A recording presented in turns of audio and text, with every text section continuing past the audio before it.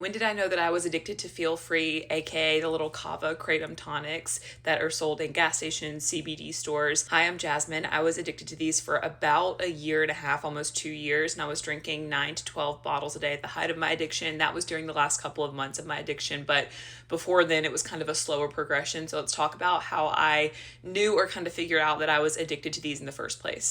First of all, these have a very similar effect on your brain as opiates. And for all the kratom advocates out there, this video probably isn't for you. I understand that this is a more potent form of kratom, that it's not whole leaf kratom, but whole leaf is still addictive. Like, I firmly believe that. I know people who have been addicted to it, and let's not blame the people who fall prey to these companies. Let's just support people who struggle with addiction. Now that I've gotten that out of the way, I was introduced to Feel Free on the Skinny Confidential podcast. It was like my favorite wellness podcast at the time. No, I do not blame them. I don't think they even knew the type of product they were promoting. A lot of brands were promoting it before anyone knew it was addictive.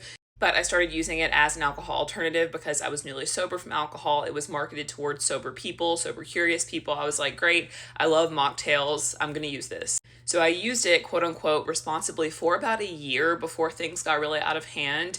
It wasn't until I was in a job that was really not great for me, kind of a toxic work environment, that I started using Feel Free during the workday. I don't remember exactly when that is, but I knew it was after the year point of using it. And during that year of when I was using it before it got out of hand, it was strictly really for just social situations, and then maybe like using it after work, decompress after a long work day. But it was fall of 2023 when I started using it every single day and multiple bottles a day. So it went from like 1 to 3 bottles to like 3 to 5 bottles, 5 to 8 bottles, and like so on and so forth. But during the fall of 2023, when I was taking them every day, I remember Googling Feel Free addiction, and I was even just like ashamed to Google that because I was like, I don't want anybody to see my search history. That is weird. What, like, the fact that I even am having like this gut feeling that these things may be addictive because I started replacing my coffee with it. I would use it for everything. I would use it for during the workday, after the workday, during the weekend, and I was like, this is starting to feel like a little bit more of an unhealthy dependency.